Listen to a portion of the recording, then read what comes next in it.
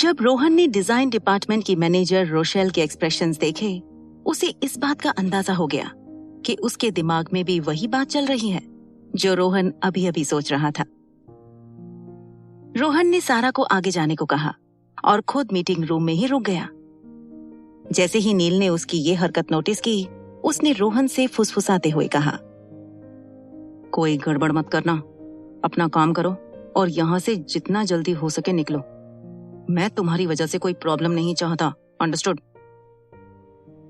नील की कही ये वार्निंग सुनकर रोहन ने मुंह बनाते हुए उसे देखा और हाँ में सिर हिला दिया। जब नील कुछ देर उसे घूरने के बाद वहां से चला गया, तो रोहन ने अपनी यूजुअल सेल्फ लविंग स्माइल के साथ अपने आप से कहा, पार्टनर, मैं तो अपना ही काम कर रहा हूँ। ये काम मेरे अलावा और कोई कर सकता है क्या? अपने चेहरे पर sarcastic सी स्माइल लिए जब रोहन ने रोशेल की ओर देखा, तो वो भी रोहन को ही देख रही थी। टेबल के दूसरी तरफ से रोहन के पास आते हुए उसने रोहन की आंखों में सवाल लेकर देखा, क्या आप मुझसे कुछ कहना चाहते हैं मिस्टर एडवाइजर? रोहन ने उसे ऑफर करते हुए कहा, लंच पर बात करें? अपना सवाल पूछने के बाद जब रोहन ने उसका जवाब जानना चाहा, तो रोशेल ने उसे अपनी ब्राइट स्माइल देते हुए दरवाजे की तरफ इशारा किया। मीटिंग खत्म होने के बाद सारा दिन भर एक के बाद एक काम कंप्लीट किए जा रही थी। जिस रोजवुड रिजॉर्ट सीरीज को प्रमोट किया जाने वाला था, उसके रिगार्डिंग कुछ चेंजेस करने थे।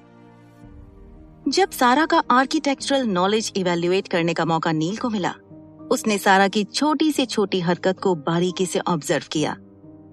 फिर कुछ सोचते हुए मन ही मन खुद से बोला, लेट्स सी मैम कि मेरे डैड ने आपको किस बेसिस पर अपनी असिस्टेंट बनाया था।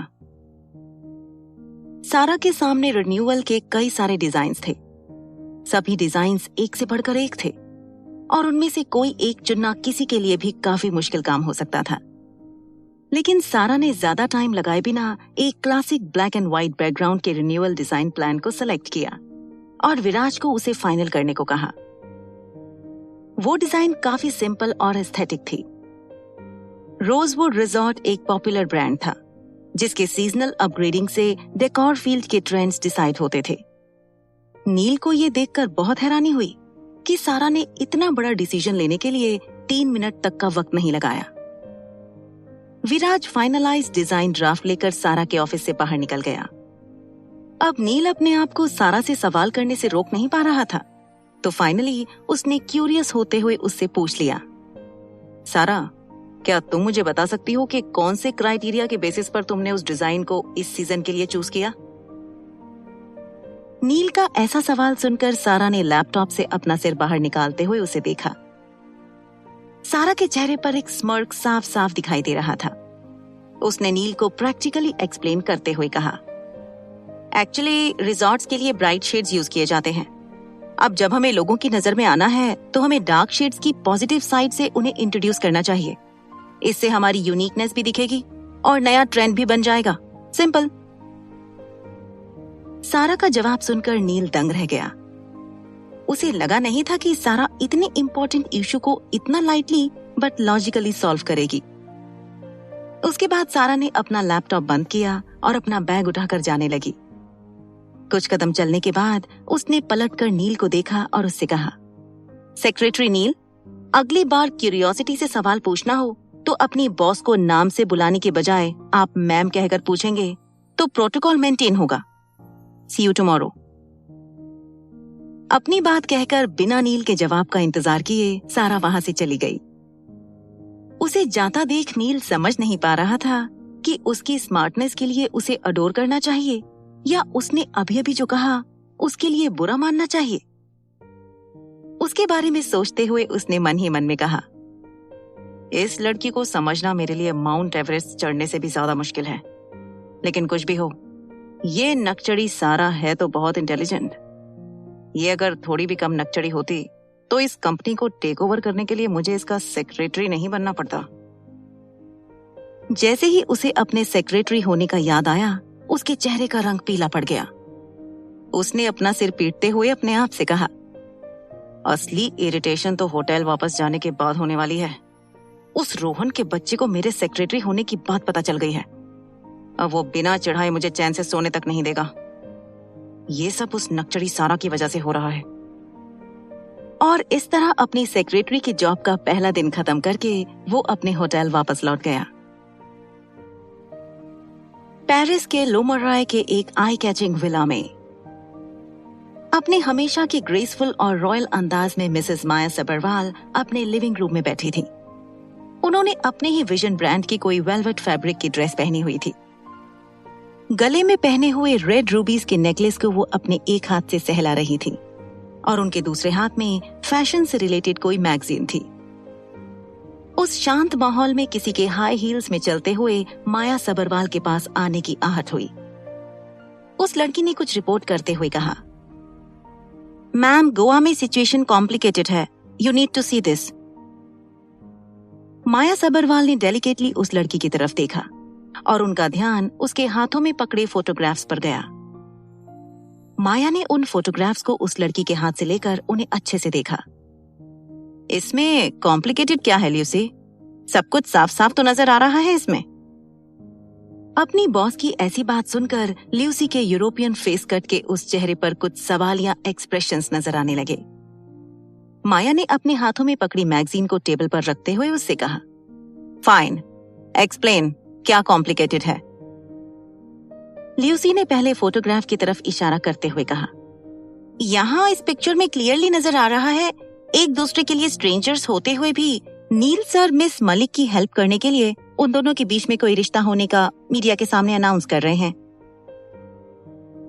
ल्यूसी का एक्सप्लेनेशन सुनकर माया ने फोटोग्राफ को फिर से एक बार देखा। उन्होंने फिर इशारा करते हुए ल्यूसी को आगे कंटिन्यू करने को कहा। उनका इशारा मिलते ही ल्यूसी बोली, सेकंड पिक्चर में वो दोनों पार्किंग लॉट में कुछ बातें कर रहे हैं, जिसमें अपनी पर्सनालिटी के एग्जैक्ट ऑपोजिट नील सर मिस मलिक को कुछ कन्विंस करने की कोशिश कर रहे हैं।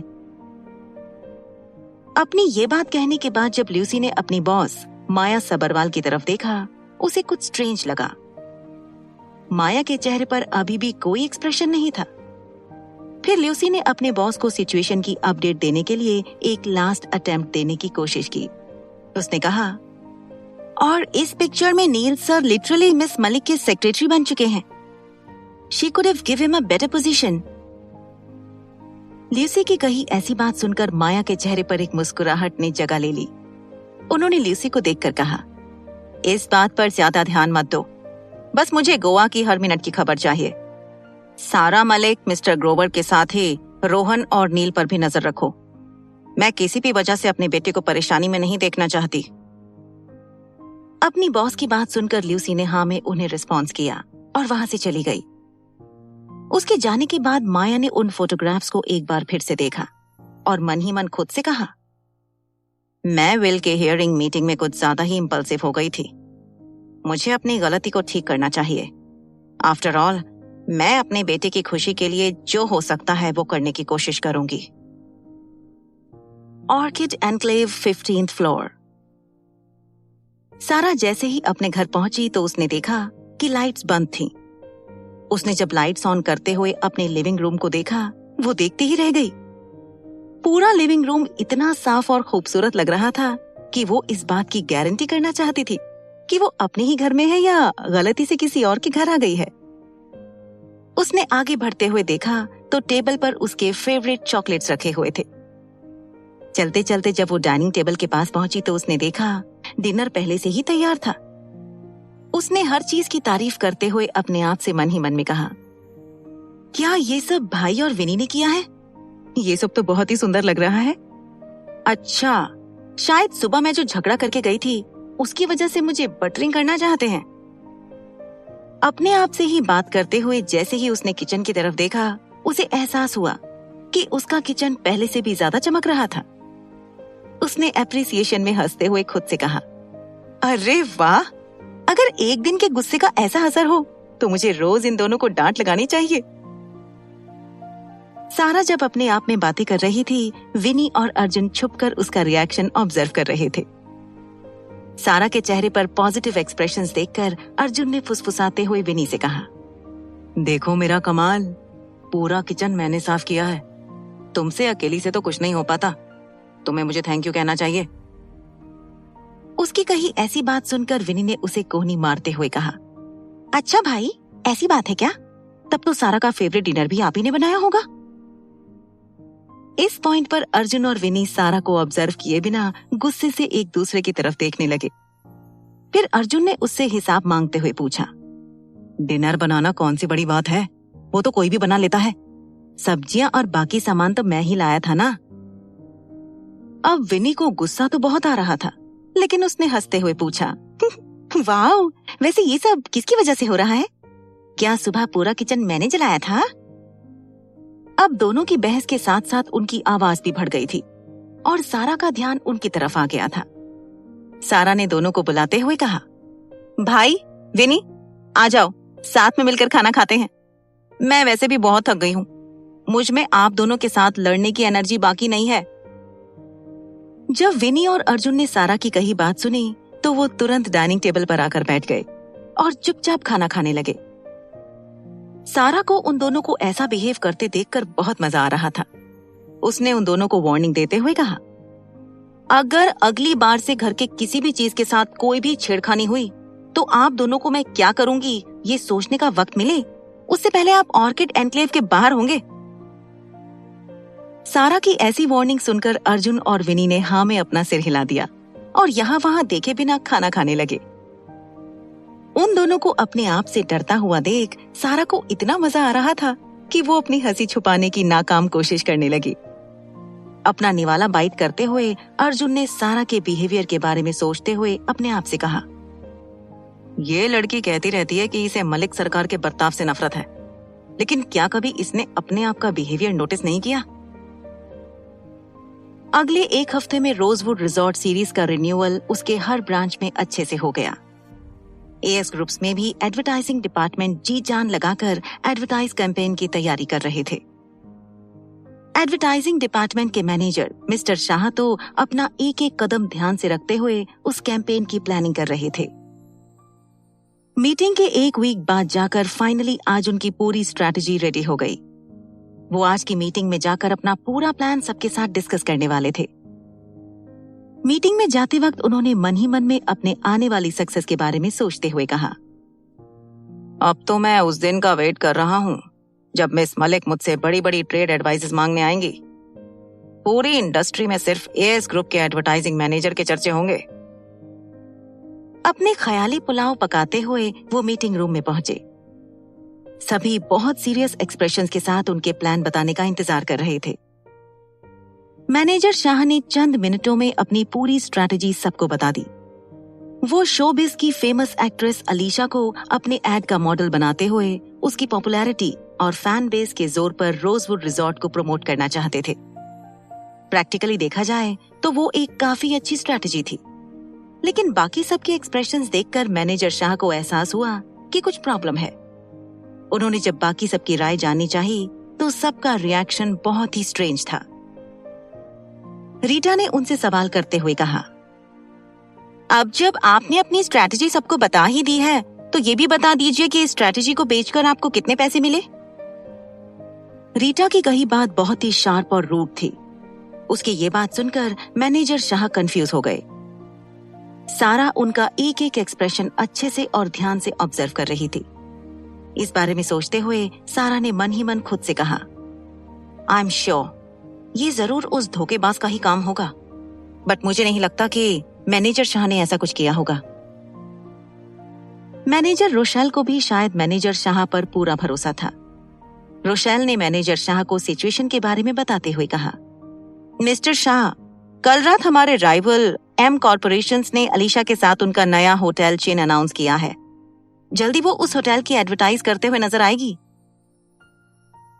कल सुबह ही अपनी स्ट्रैटेजी प्लान करने के बाद शाह ने एक दिन आराम करने के बाद सबको ये बताने का फैसला किया था। उन्हें अपने कानों पर विश्वास ही नहीं हो रहा था। बाकी सब मैनेजर्स मिस्टर शाह को भली बुरी बातें सुना रहे थे। सारा किसी गहरी सोच में नजर आ रही थी। उसे एडवाइस देने के लिए आज रोहन उस मीटिंग में नहीं था और नील भी किसी काम से मीटिंग में नहीं आया था। उसने डिसअपॉइंट लगते हुए अपने सामने रखी फाइल को टेबल पर पटका और इम्पल्सिवली अपनी चेयर से उठकर बाहर जाने लगी। मिस्टर ग्रोवर हमेशा की तरह काम थे, तो रीटा की आंखों में एक नई झलक नजर आ रही थी। उसने सारा की तरस भरी सिचुएशन पर हंसते हुए मन ही मन में कहा, अब देखते हैं तुम इस मुसीबत से बाहर आने के लिए क्या करती हो। जैसे ही मीटिंग रूम से बाहर निकली, विराज ने उसे फॉलो किया। प्राइवेट एलिवेटर के अंदर जाने के बाद सारा ने विराज की तरफ देखकर उससे पूछा, इस सिचुएशन के बारे में तुम क्या सोच रहे हो? सारा का सवाल सुनकर विराज ने स्ट्रेट फॉरवर्ड जवाब दिया, मैम, मुझे नहीं लगता कि मैनेजर शाह एएस ग्रुप के साथ कोई धोखा करेंगे। आफ्टर ऑल, इस प्रोजेक्ट के लिए उन्होंने बहुत मेहनत की थी। विराज का ऑनेस्ट जवाब सुनकर सारा मन ही मन सोचने लगी, मुझे भी ऐसा ही लगता है। लेट्स सी आगे क्या होता है। जैसे ही वो दोनों अपने ऑफिस के फ्लोर पर पहुंचे, सारा ने विराज को देखा और उसे पोलाइटली कहा, मैनेजर शाह और मैनेजर रोशेल को 10 मिनट में मेरे ऑफिस में बुलाओ, और हाँ, ये काम सीक्रेटली होना चाहिए, इस बात का ध्यान रखना। सारा की बात सुनने के बाद विराज हामी भरते हुए वापस एलिवेटर के अंदर चला गया। सारा ने अपने मोबाइल से रोहन को टेक्स्ट मैसेज किया। उस मैसेज में लिखा था, need you urgently in my office now. जैसे ही सारा ने मैसेज सेंड किया, उसे तुरंत ही रोहन से रिप्लाई मिल गया, will be there right now बडी।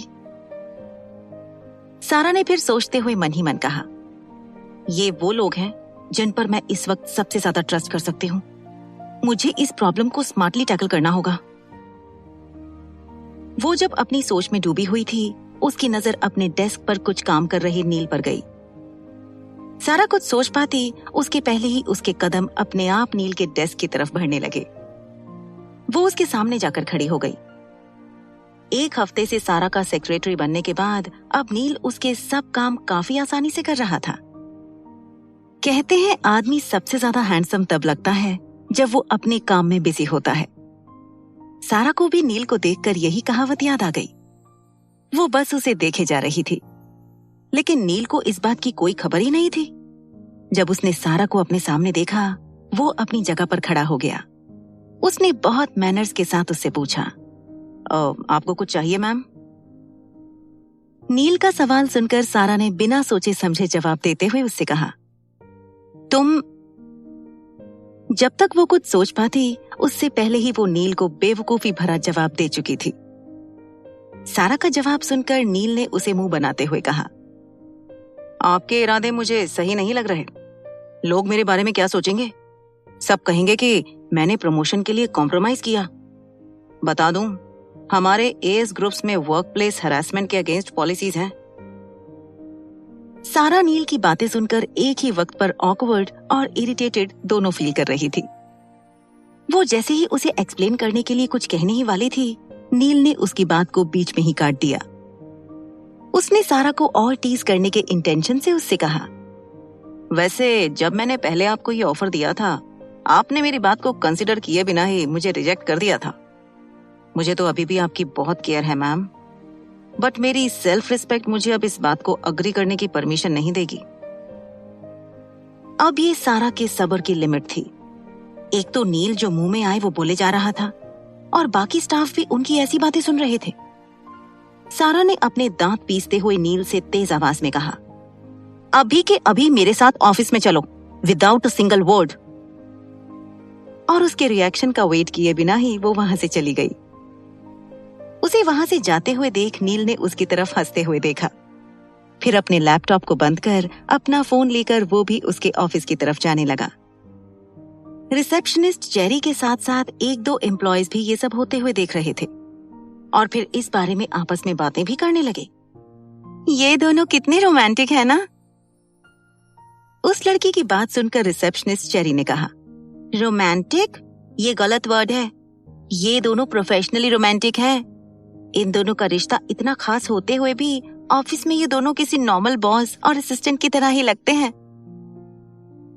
इस बात पर सभी ने रिसेप्शनिस्ट जेरी के ओपिनियन से अग्री किया। तभी किसी लड़के ने कहा, हाँ, मैंने तो सुना है कि सारा मैम के लिए बॉडीगार्ड्स भी मिस्टर नील ने ही अरेंज किए हैं। तो किसी और ने कहा, हाँ, और ये भी पता चला है कि मिस्टर नील अपनी कंपनी विजन ब्रांड को छोड़कर एएस ग्रुप्स में सिर्फ सारा मैम का ख्याल रखने आए हैं। जहां एक तरफ ये लोग सारा और नील के प्रोफेशनली रोमांटिक रिश्ते के बारे में बातें करते थक नहीं रहे थे, वहां दूसरी ओर सीईओ ऑफिस में एटमॉस्फेयर काफी गर्म था। सारा नील को गुस्से में घूरे जा रही थी तो नील उससे नजरें चुरा रहा था। लेकिन जब सारा ने थोड़ी देर पहले हुई बात को याद किया तो वो एम्बैरेस्ड फील करने लगी। उसने बहुत केयरफुली अपने वर्ड्स को चुनते हुए कहा, तुम चाहिए का मतलब मैं कहना चाहती थी कि मैं तुम्हें एक मीटिंग में प्रेजेंट रखना चाहती हूँ। ज्यादा सोचने की जरूरत नहीं है। सारा का एक्सप्लेनेशन सुनते ही नील ने क्यूरियस होकर पूछा, कैसी मीटिंग? Any problem? सारा जैसे ही उसे सारी बात बताने वाली थी, नॉक किए बिना किसी ने दरवाजा खोला और अंदर आ गया। तुमने बुलाया और हम चले आए। क्या हुआ सारा? नील और सारा ने एक ही वक्त पर रोहन को ऑफिस के अंदर आते हुए देखा। पिछले हफ्ते में जब से सारा ने रोहन को अपने एडवाइजर के तौर पर अपॉइंट किया था, उसकी कई सारी प्रॉब्लम्स रोहन ने चुटकियों में सुलझा दी थी। इसलिए सारा उसे देखने के बाद रिलीव्ड फील करने लगी। लेकिन नील के एक्सप्रेशन स्टोरी का अलग ही पॉइंट ऑफ व्यू दिखा रहे थे। रोहन को देखकर नील ने सोचते हुए मन ही मन में कहा, ये जब से एएस ग्रुप्स में आया है लगता है भूल ही गया है कि इसका बिजनेस पार्टनर और चाइल्डहुड फ्रेंड मैं हूं। इसने मुझे सारा को अपनी गर्लफ्रेंड बनाने के लिए इसी वजह से कहा होगा ताकि ये बस मुझे परेशान कर सके। फिर जब नील ने देखा कि सारा हर बात रोहन को ऐसे एक्सप्लेन कर रही थी मानो रोहन बिजनेस इंडस्ट्री का कोई मास्टर है, नील को अपनी हालत पर ही तरस आने लगा। उसने कुछ सोचते हुए अपने आप से कहा, जहां तक मुझे पता है लास्ट मंथ तक साहबजादे की पहचान एक फेमस प्लेबॉय की थी, और अब देखो तो जरा, सारा जैसी इंटेलिजेंट लड़की को ये बिजनेस पढ़ा रहा है। बिजनेस इंडस्ट्री के जाने माने एनसाइक्लोपीडिया के यहाँ होते हुए भी उसे इग्नोर किया जा रहा है। For God sake, I wish के इस प्रॉब्लम का ऐसा सॉल्यूशन हो जो करते करते इनको अपने नसीब पर तरस आए। नील ने तो बस अपने दिल को ठंडक पहुंचाने के लिए ऐसा कहा था। उसे क्या पता था कि उसकी ये विश उस पर ही भारी पड़ने वाली थी। थोड़ी देर बाद सारा के ऑफिस में मैनेजर शाह, मैनेजर रोशेल, विराज और रोहन के साथ नील ने सारा के साथ अपनी अपनी तरफ से रीसेंट प्रॉब्लम्स के बारे में डिस्कस किया। इस दौरान मैनेजर शाह बहुत ज्यादा गिल्टी नजर आ रहे थे। उन्होंने अपनी बेगुनाही को साबित करने के पर्पस से कहा, मिस मलिक, ये मेरी ही गलती है कि मैंने कैंपेन के लिए जल्द से जल्द कोई एक्शन नहीं लिया। लेकिन मैं अपनी ही स्ट्रेटेजी किसी को कैसे बेच सकता हूँ, और वो भी जिससे हमारी कंपनी को नुकसान हो सकता है। ट्रस्ट मी मैम, मैंने ऐसा कुछ भी नहीं किया है। मैनेजर शाह की कही ये बात सुनकर सारा ने उनको न्यूट्रली कंसोल करते हुए कहा, काम डाउन मैनेजर शाह, मुझे आप पर भरोसा नहीं होता तो आप अभी मेरे ऑफिस में बैठे नए प्लान की मीटिंग नहीं अटेंड कर रहे होते। यहाँ पर हर कोई आप पर ट्रस्ट करता है। सारा की कही ये बात सुनकर मैनेजर शाह काफी इमोशनल महसूस करने लगे। जब उन्हें पहली बार इस बात का पता चला था कि सारा मलिक जैसी मामूली सी अनएक्सपीरियंस्ड असिस्टेंट को एएस ग्रुप्स का हेड बनाया गया था, तब वो बहुत ही ज्यादा डिसअपॉइंटेड हुए थे। लेकिन आज जब सारा ने उन पर पूरा ट्रस्ट दिखाया, उन्हें सारा को गलत समझने के लिए अपने आप पर ही बहुत गुस्सा आ रहा था। सारा ने फिर अपनी बात को कंटिन्यू करते हुए कहा, miss Rochelle, what do you think?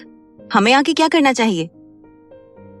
Manager Rochelle के एक्सप्रेशन देखकर ऐसा लग रहा था जैसे वो किसी बारे में ध्यान से सोच रही थी।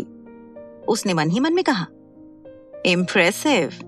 रोहन ने पहले ही एडवांस प्लान रेडी कर रखा था, नहीं तो आज एएस ग्रुप्स को बर्बाद होने से कोई बचा नहीं सकता था। वैसे मैं तो उस प्लान को पहले ही यूज करना चाहती थी, बट रोहन ने मुझे रोक लिया। Now I am getting why Neel और रोहन यूरोपियन बिजनेस इंडस्ट्री के बड़े नाम हैं।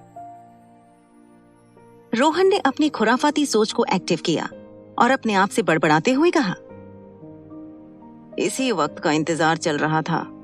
अब देखते हैं एएस ग्रुप्स की स्ट्रेटेजी कौन चुराता है। ओह गॉड, मुझे इतना इंटेलिजेंट क्यों बनाया है? आज मुझे एक तीर से 2 बुलजाई को निशाना बनाने का मौका मिला है। मैं तो इसे चेरिश करके रहूंगा। फिर उसने अपनी कनिंग स्माइल को सीरियस एक्सप्रेशन के साथ कवर कर लिया। सीरियस होते हुए रोहन ने सारा के साथ साथ सबको बताते हुए कहा, मुझे लगता है कि अब हमें इनडायरेक्ट वे में अपने रोजवुड रिजॉर्ट की प्रमोशन करनी होगी। रोहन की कही बात सुनकर सारा ने उससे पूछा, हाउ? नील ने जब रोहन की कही बात सुनी और उसके एक्सप्रेशंस को ध्यान से नोटिस किया तो उसने मन ही मन खुद से कहा, ये काम के लिए इतना सीरियस कब से हो गया? आई एम श्योर ये कोई ना कोई गड़बड़ जरूर करने वाला है। इस नक्चड़ी सारा के साथ तो ऐसा ही होना चाहिए। इसे रोहन पर कुछ ज्यादा ही भरोसा है ना। रोहन ने फिर कहा, अगर हम किसी और शोबे सेलिब्रिटी के साथ कोलैबोरेशन करेंगे तो लोगों को यही लगेगा कि हम एम कॉर्पोरेशंस के साथ कंपटीशन कर रहे हैं। सो हमें अब किसी सेलिब्रिटी को अपनी एडवर्टाइजमेंट के लिए हायर नहीं करना चाहिए। रोहन की बात सुनकर सारा ज्यादा वक्त लिए बिना ही कन्विंस हो गई। क्या चल रहा है इस बात से अनजान मैनेजर शाह ने पूछा, तो फिर हम रोजवुड रिजॉर्ट को प्रमोट कैसे करेंगे? मैनेजर शाह की बात सुनकर सारा ने भी उस पॉइंट को छेड़ते हुए रोहन से पूछा, हाँ रोहन, हमारा मेन मोटिव रोजवुड रिजॉर्ट की प्रमोशन करना है। हम एम कॉर्पोरेशन के साथ के कंपटीशन में इस बात को इग्नोर नहीं कर सकते। रोहन मन ही मन में पेट पकड़ पकड़ कर हंसे जा रहा था, मगर बाहर से उसे देखा जाए तो ऐसे नजर आ रहा था मानो वो सीरियसली किसी गहरी सोच में डूबा हुआ हो। उसने केयरफुली रोशेल को इशारा किया जिससे कोई उन दोनों को नोटिस ना कर पाए। रोशेल ने उसका इशारा समझते हुए अचानक से एक्साइटेड होते हुए कहा, I have an idea. Suddenly Rochelle को इतना एक्साइटेड होते देख सबको लगा कि उसे इस प्रॉब्लम को सॉल्व करने का कोई ना कोई रास्ता जरूर मिल गया होगा। सभी के ऑप्टिमिस्ट एक्सप्रेशंस को नोटिस करने के बाद रोशेल ने अपनी बात को कंटिन्यू करते हुए कहा, why don't Sara and Neil promote Rosewood resort? ये दोनों as a couple social media पर बहुत पॉपुलर हो चुके हैं, तो हम उस पॉपुलैरिटी को यूटिलाइज करते हुए उसे और बढ़ा भी सकते हैं। रोशेल की कही ये बात सुनकर मैनेजर शाह बहुत चीयरफुल महसूस करने लगे। उन्होंने ईगरली इस बात को अपना सपोर्ट दिखाते हुए कहा, हाँ मिस मलिक, अब इस प्रॉब्लम से सिर्फ आप और नील सर ही हमें बाहर निकाल सकते हैं। मेरी बेवकूफी को सिर्फ आप ही करेक्ट कर सकते हैं। सारा और नील कंफ्यूज्ड से एक दूसरे को आंखों में सवाल लिए देखे जा रहे थे। रोशेल ने फिर अपने आइडिया के लिए सबको फर्मली कन्विंस करते हुए कहा, आई थिंक इस वक्त हम सिर्फ यही कर सकते हैं। इससे बेहतर ऑप्शन मिलना इज नेक्स्ट टू इम्पॉसिबल। सारा अब चाह रही थी कि वो खुद को ही थप्पड़ मार ले। उसने अपने आप को कोसते हुए कहा, और बुलाओ सीक्रेट मीटिंग्स। आजकल तो मेरी life is all about her problem को सॉल्व करना मेरे लिए ही प्रॉब्लम बन जाती है। ओल्ड मैन, आपने फंसा दिया है यार। अब बस इस जिंदगी में मॉडल बनना ही रह गया था, वो भी इस पोकर फेस नील के साथ। जितनी फ्रस्ट्रेशन इस वक्त सारा को हो रही थी, उससे कई गुना ज्यादा नील को अपने आप को इस प्रॉब्लम के सॉल्यूशन को कर्ज करने के लिए हो रही थी। उसने खुद से ही कहा, वाई मी गॉड, आपको आज ही मेरी बात क्यों माननी थी? यूजुअली तो मैं जो बोलता हूँ आप उसका उल्टा ही करते हो, तो फिर आज इतनी जल्दी मेरी विश क्यों मंजूर कर दी? की तो की, वो भी उल्टी। सारा और नील के मुरझाए हुए चेहरों को देखकर रोहन को अपनी हंसी कंट्रोल करना मुश्किल हो रहा था। उसने फिर खांसते हुए मैनेजर शाह और मैनेजर रोशेल के साथ ही विराज को देखते हुए कहा, ठीक है, आज के लिए इतना काफी है। आप सब अपना अपना काम शुरू कीजिए, बट कॉन्फिडेंशियली। इस कैंपेन के बारे में किसी को भी पता नहीं चलना चाहिए, इस बात का ख्याल रखिए। रोहन की कही बात सुनने के बाद विराज और मैनेजर शाह ने हाँ में अपना सिर हिलाया और एक एक करके सारा के ऑफिस से बाहर जाने लगे। जब सारा और नील अब आगे क्या करना चाहिए इस उलझन में फंसे हुए थे, रोशेल ने जाते जाते रोहन से फुसफुसाते हुए कहा, आपको मान गए मिस्टर एडवाइजर, आगे की पूरी प्लानिंग तैयार है। और अपनी बात कहकर वो भी सारा के सीईओ ऑफिस से बाहर निकल गई। अब रोहन जानता था कि उसे क्या करना है। इस सिचुएशन में वो नील से कुछ भी कहने की गलती नहीं कर सकता था, क्योंकि नील से कुछ भी कहने से कोई फर्क नहीं पड़ता, उल्टा वो रोहन को ही कसूरवार ठहराता। इसलिए वो सारा के पास गया। उसने अपनी आवाज धीमी करते हुए कहा, टू बी ऑनेस्ट, मुझे भी लगता है कि तुम्हें और नील को इस बारे में सीरियसली सोचना चाहिए। कल तक का टाइम लो और अच्छे से सोच कर ही अपना डिसीजन लेना। सारा से बात करते हुए रोहन को अभी भी उसके एक्सप्रेशन स्टिफ ही नजर आ रहे थे। उसने सारा के फैसले को चैलेंज करने के इंटेंशन से इग्नोरेंटली सारा से कहा, अभी अभी तो हमने अपनी रेपुटेशन और मार्केट वैल्यू वापस अचीव की है। हमें एएस ग्रुप की करंट कंडीशन को अवॉइड नहीं करना चाहिए। तुम और नील बात करो, मैं निकलता हूँ।